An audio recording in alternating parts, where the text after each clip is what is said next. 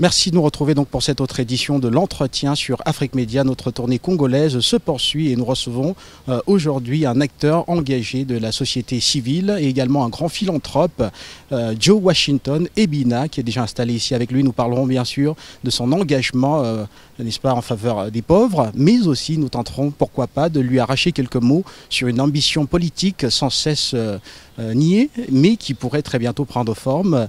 Joe Washington Ebina, merci de nous retrouver sur le plateau. Merci.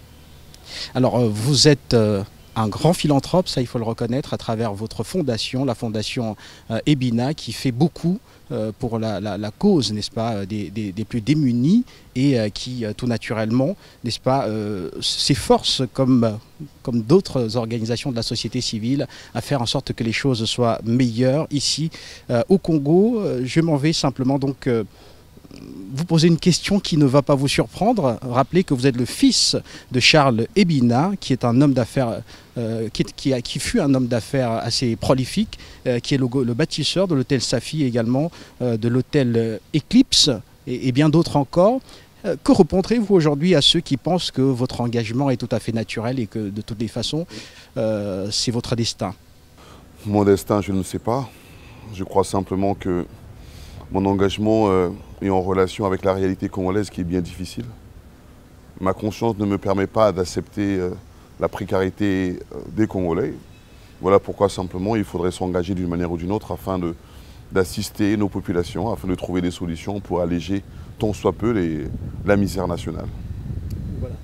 Voilà. Et rappelez que dans cet engagement humanitaire, on vous voit très souvent accompagné quand même de partenaires importants. Je peux citer ici l'ambassade des États-Unis ici au Congo. Je peux citer également l'Organisation mondiale de la santé. Quelquefois, on se demande si réellement vous mettez votre argent dans les causes que vous défendez. Je crois qu'évidemment, ce n'est pas à nous de le dire. Depuis près de 10 ans, nous travaillons auprès des populations qui aujourd'hui peuvent témoigner de notre engagement. L'ambassade des États-Unis, c'est une reconnaissance qui est importante pour nous, et également avec l'OMS. Simplement de reconnaître que la Fondation fait un travail et avoir comme partenaire ces organisations, c'est un honneur. Maintenant, le plus important, c'est de savoir est-ce que sur le terrain, les populations ont une satisfaction? Est-ce que sur le terrain, il y a un allègement des souffrances? Là est la plus grande question. Et donc rappelez qu'il y a quelques années, votre organisation, votre fondation, la fondation Ebina, a réhabilité la salle des postes opérés de l'hôpital de Makelekele. Voilà, ici même à Brazzaville. On le voit que cela s'est fait avec le soutien de l'OMS. Est-ce qu'on peut savoir très exactement comment est-ce que s'est déroulé cette... C'est une action sociale. C'est une action sociale. Ce sont les travailleurs de l'OMS qui, dans leur organisation, avaient pensé faire une action auprès des populations de cet hôpital, mais en relation avec la Fondation Ebina. Donc nous avons travaillé avec les travailleurs de l'OMS. Simplement, le besoin étant là, la réalité étant précaire, et donc ils sont souciés de cette situation et nous avons participé. Aucune connotation autre que simplement l'assistance auprès d'un organe public qui malheureusement ne reçoit pas beaucoup d'assistance. Et rappelez que la Fondation a mené d'autres activités, notamment la distribution d'eau potable ici à Brazzaville, une opération saluée par les populations et d'ailleurs qui vous rend très, très populaire. On en reviendra d'ailleurs dessus tout à l'heure. Mais pouvez-vous nous en dire? Non, mais c'est simplement la réalisation d'un acte qui est simplement fondamental. L'eau étant la vie, il est inconcevable que dans notre pays, nous avons le deuxième plus grand fleuve qui est juste là et où les populations, malheureusement, ont des robinets qui ne représentent rien. Et donc cela nous dérange. Voilà pourquoi la Fondation Ebina, dans son organisation, avait placé un camion qui circulait dans la ville de Brazzaville et donnait de l'eau gratuitement aux populations. C'est vrai, les populations ont beaucoup apprécié cette action, mais bon, c'est simplement une action qui reconnaît le besoin des populations de vivre décemment. Et lorsqu'on n'a pas d'eau, on ne peut pas vivre décemment. Et pourquoi est-ce que cette initiative ne se poursuit pas? Parce que, en parlant du... Non, nous le continuons. Simplement, actuellement, le camion a un problème dans son mécanisme, mais l'action continue et continuera. Tant qu'il n'y aura pas d'eau à Brazzaville, les moyens nous le permettront. Nous continuerons à assister à ces populations qui ont la légitimité de tout recevoir, de toute action. Voilà. Et rappelez également que vous menez des actions, n'est-ce pas, en faveur de la protection de l'environnement ici à Brazzaville. On peut d'ailleurs citer le programme Brazzaville Ville Propre que vous menez à bien avec l'ambassade des États-Unis. Un peu plus de détails, que fait l'ambassade des États-Unis dans... Non, l'ambassade des États-Unis, comme je l'ai dit tout à l'heure, ils sont engagés simplement à mener quelques actions avec des ONG. Et l'action Congo Propre, c'est une action qui invite des personnes de bonne volonté, dont l'ambassade avait trouvé nécessaire de le faire, d'aller dans un endroit de la ville et d'apporter un peu d'assainissement. C'est dans ce cadre-là. Hein, il est inconcevable dans notre pays, évidemment, de le dire, dans notre ville, d'avoir une ville qui n'est pas propre. Et donc nous avons pensé que nous sommes engagés à ne pas laisser cet état de fait, mais à participer. Voilà. Et sortons un peu de votre philanthropie pour plutôt nous concentrer maintenant sur vos activités au sein de la société civile. Alors, vous considérez-vous comme un homme politique ou alors simplement un acteur engagé de la société civile? Je préfère être un acteur engagé de la société civile en relation avec la misère de notre peuple. Mais cela vous rend extrêmement populaire et pourrait vous exiger même à un moment donné une casquette d'homme politique. Ce n'est pas dans mes ambitions actuelles. Ce qui m'importe aujourd'hui, c'est de trouver des solutions au quotidien. Je considère que la pauvreté nationale est une responsabilité collective. Nous ne pouvons pas, dans notre coin, être satisfaits de la misère des autres. Il faut s'engager, quelles qu'en soient les connotations et quelle que soit l'appréciation des dirigeants publics. Voilà.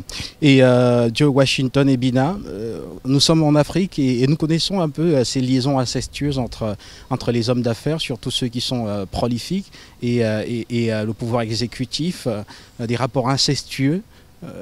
Est-ce qu'on pourrait aujourd'hui dire que Joe Washington et Bina connaît un peu de cela ici au Congo? Personnellement, non. Je n'ai aucune relation avec... comme vous dites, le monde politique en ce qui concerne les affaires. D'ailleurs, je tiens à vous préciser que depuis de longues années, l'action dans les affaires n'a plus son objet d'être dans la mesure où je suis aujourd'hui beaucoup plus engagé dans l'action sociale que dans l'action des affaires. Donc je n'ai pas de relation personnelle ou de relation d'une manière ou d'une autre avec les pouvoirs publics sur tel ou tel marché. Non. Je me refuse d'ailleurs ce genre de choses dans la mesure où aujourd'hui la précarité est trop grande et donc l'engagement est beaucoup plus dans le social et dans l'action évidemment la société civile. Bien entendu, mais je vous demanderai quand même le type de rapport que vous entretenez avec le gouvernement. Est-ce que ce sont des rapports de gouvernants-gouvernés ou alors des rapports plutôt de contestation permanente comme d'aucuns semblent? Écoutez, il n'y a pas de relation particulière. Nous sommes dans une action publique qui est en relation avec la société civile. Il y a les gouvernants qui aujourd'hui démontrent dans leur façon de gérer une insuffisance ou bien une précarité d'analyse. Les populations que nous sommes, que nous faisons partie, nous constatons que dans notre vécu, il y a des décisions qui affectent notre quotidien. Que faisons-nous? Nous dénonçons, nous essayons d'apporter des solutions, mais qui ne sont jamais suivies.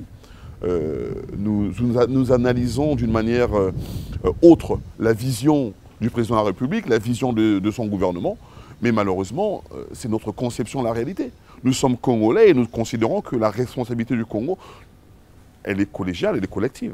Donc nous donnons nos positions, notre appréciation par rapport à ce qui se passe au Congo. Oui, vous donnez votre appréciation, mais sauf qu'on ne vous entend pas, par exemple, faire des propositions concrètes pouvant permettre réellement au pouvoir public en place de se corriger. Pourquoi? Non, je pense que les propositions sont bel et bien là, mais vous savez, il y a une suffisance au niveau des dirigeants publics au Congo et en Afrique sur leur méthode de gérer la République. Je vous donne un exemple, une proposition ou contre-proposition. Nous avons dénoncé la construction des palais présidentiels à travers la République. Nous avons pensé qu'il était beaucoup plus nécessaire aujourd'hui d'utiliser cet argent pour d'autres choses, dont la réalisation des soins dans les hôpitaux qui manquent, dans l'assistance aux déplacés actuellement d'une poule, dans l'assistance aux personnes démunies du 4 mars. Donc nous considérons que la priorité des responsables publics est ailleurs, dans l'apparence.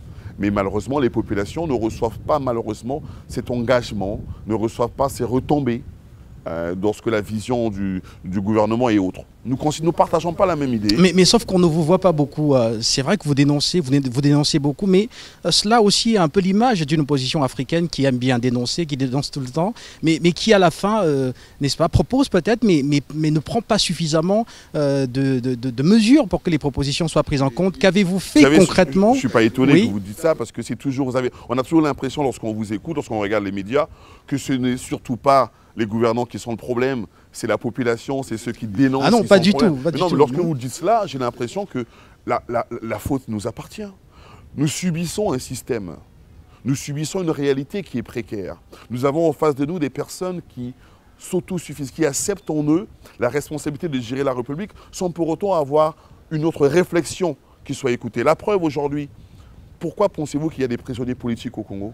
Pourquoi pensez-vous qu'il y a des prisonniers de la société civile au Congo? Parce que simplement, mais du côté du gouvernement, d'ailleurs on a suivi hier Thierry Mungala, le ministre congolais de la communication, du côté du gouvernement on affirme que les personnes qui sont détenues en ce moment dans votre pays ne sont pas des prisonniers politiques, mais des personnes qui ont commis des délits de droit commun et qui sont aujourd'hui et qui répondent devant la justice. Alors sur quoi vous fondez-vous pour affirmer que ces personnes sont détenues pour des raisons politiques? Que le ministre est dans son élément. Faisant partie d'un gouvernement, il est important de défendre ce gouvernement-là dans son analyse. Notre conception, elle est différente. Et il faut peut-être demander aux populations qu'est-ce que les gens pensent de la gestion de la République. Évidemment, le gouvernement donne un message autre en ce qui concerne les prisonniers politiques. Mais vous savez, c'est un secret de polichinelle aujourd'hui. Je crois que les gens ont bien compris que tous ceux qui ont exprimé un avis contraire, nous sommes le seul pays au monde où il y a 2 candidats à l'élection présidentielle qui sont en prison. Cela est inacceptable. C'est par rapport à leurs opinions, par rapport à leurs convictions contraires. Et pourquoi des journalistes aujourd'hui, en la personne de Fortuné Dombé, qui était l'un des plus grands journalistes au Congo, qui est encore l'un des plus grands journalistes au Congo, qui aujourd'hui est emprisonné, simplement pourquoi? Parce qu'on lui prête des intentions. Parce que lorsqu'il rapporte certains faits, on lui prête des accointances avec M. Ntoumi. Cela est totalement faux et je vous assure... Mais ne faudrait-il pas attendre la justice pour savoir si cela est faux ou pas? Et d'ailleurs, n'est-il pas aujourd'hui possible au Congo de pouvoir mener une carrière politique au sein de l'opposition sans toutefois avoir recours à la violence? Il n'y a pas de violence dans la réflexion. Je n'incarne pas ici la réflexion de l'opposition, mais je vous dis simplement que dans l'engagement de la société civile que nous avons, c'est un engagement de proposition que nous faisons à longueur de journée. C'est un engagement de réflexion différente. Mais malheureusement, vous savez très bien qu'en Afrique, lorsque l'on dénonce l'enrichissement illicite des pouvoirs publics, lorsque l'on dénonce le mal-être de la population, nous sommes toujours considérés comme faisant partie de l'opposition. Vous savez, la misère de notre peuple n'est pas négociable. De toute manière, la conviction du gouvernement n'est pas la nôtre. Et nous ne l'acceptons pas parce qu'elle est contraire aux intérêts de la population. Donc c'est totalement faux. Moi, je ne partage pas cette idée de violence. Je partage simplement qu'il faut que dans notre pays, qu'il y ait une autre façon de concevoir la vie publique.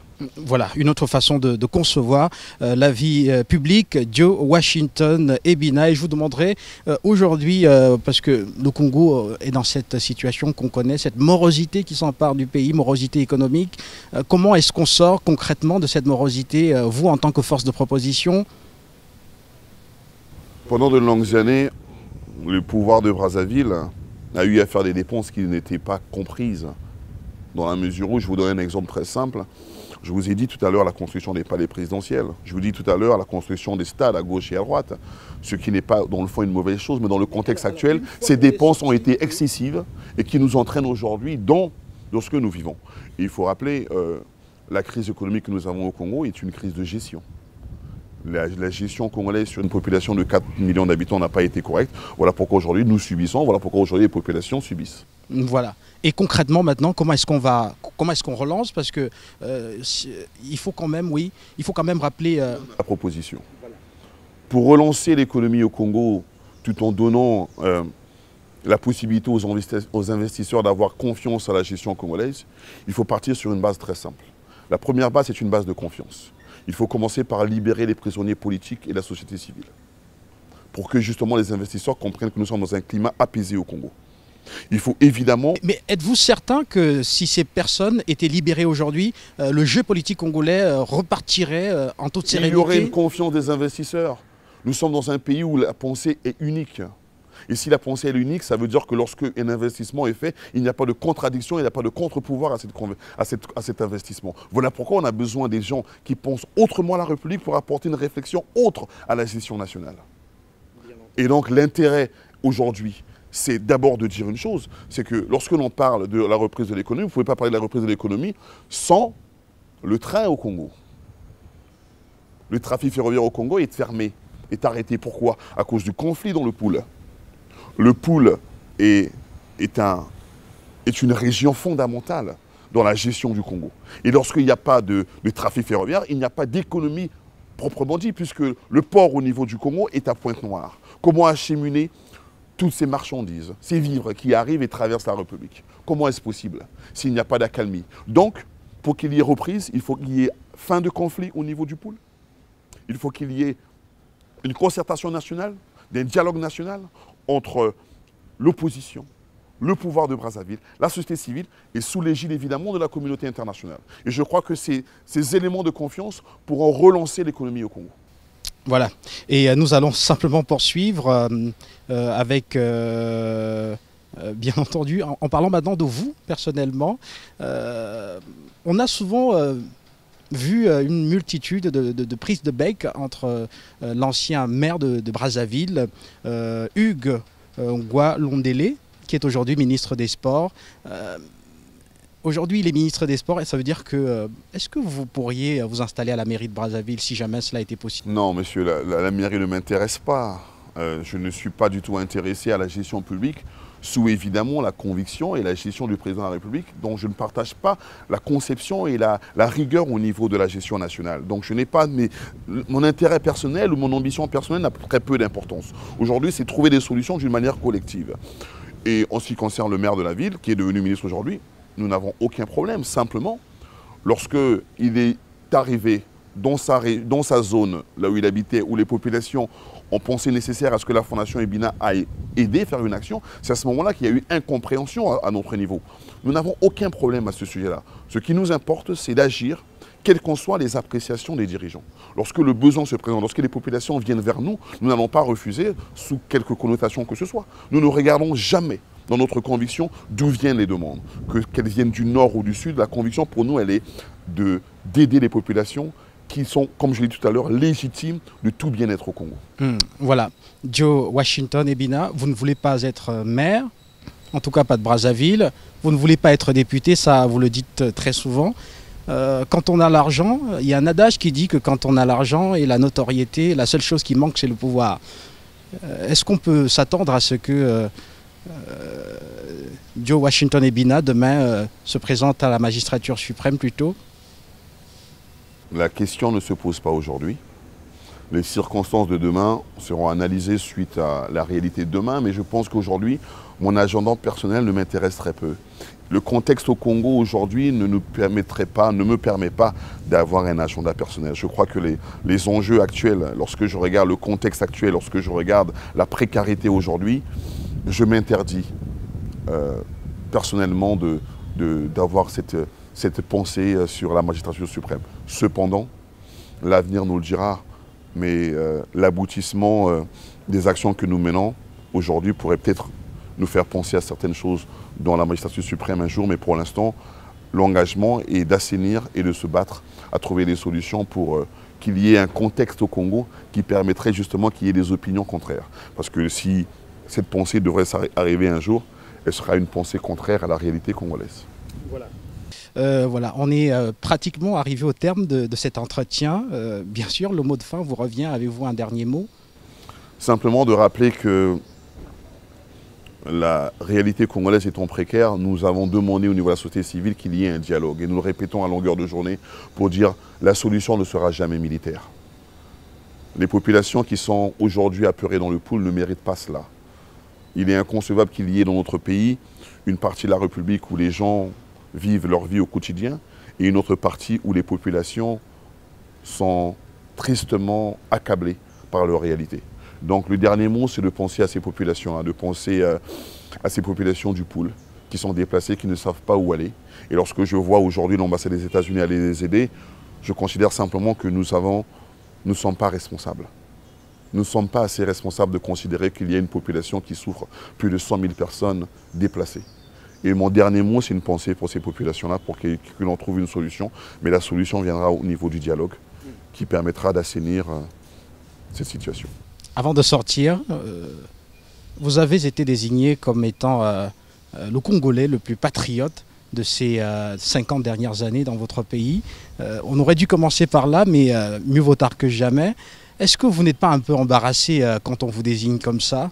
Quand vous connaissez l'histoire même récente de votre pays, on pourrait parler même de votre père qui fut quand même assez impressionnant aussi. Oui. Vous savez, lorsque nous recevons ce genre de titre, bon, déjà, je ne sais pas sur quelle base, peut-être c'est notre action humanitaire, notre action sociale, mais je laisse à d'autres l'appréciation de notre action. Je crois qu'il faut rester dans son petit monde et considérer que ce que nous faisons n'est jamais assez. Lorsque nous rencontrons au quotidien les populations qui souffrent et nous recevons un titre ou une récompense de la sorte, c'est un engagement, c'est une façon de nous dire de continuer à travailler et de continuer à trouver des solutions. Ce n'est pas une satisfaction. Je suis honoré, je remercie ceux qui pensent que nous menons une action qui aboutit à quelque chose. Mais c'est simplement pour dire que nous ne sommes rien. Moi, je rends hommage plutôt à mon père, qui a eu à faire un travail, qui a eu à créer le patrimoine que vous voyez, qui a eu à avoir un engagement dans le monde des affaires. Et aujourd'hui, nous avons une connotation, une pensée qui est un peu différente dans la mesure où nous voulons que, dans le fond, nous travaillons auprès des populations et pas simplement qu'il y ait un engagement personnel. Mais à tous ceux qui reconnaissent notre engagement, nous disons merci. Et c'est bien sûr avec grand plaisir que nous vous avons reçu, n'est-ce pas, sur ce plateau, sur la chaîne de télévision panafricaine Afrique Média. Merci Joe Washington et Bina, et nous vous souhaitons bien de choses ici au Congo, toujours dans votre philanthropie et toujours, n'est-ce pas, à travers vos actions au sein de la société civile. Merci d'avoir accepté cet entretien. Merci à vous. Mesdames et messieurs, cet entretien est à présent terminé. Merci à ceux qui nous ont donc suivis avec Joe Washington et Bina, membres de la société civile ici au Congo, Brazzaville, grand philanthrope aussi, on vous l'a dit tout à l'heure, qui a bel et bien accepté, n'est-ce pas, de s'exprimer sur les antennes de la chaîne de télévision panafricaine Afrique Média. Très bientôt, toujours ici à Brazzaville, pour un nouvel entretien.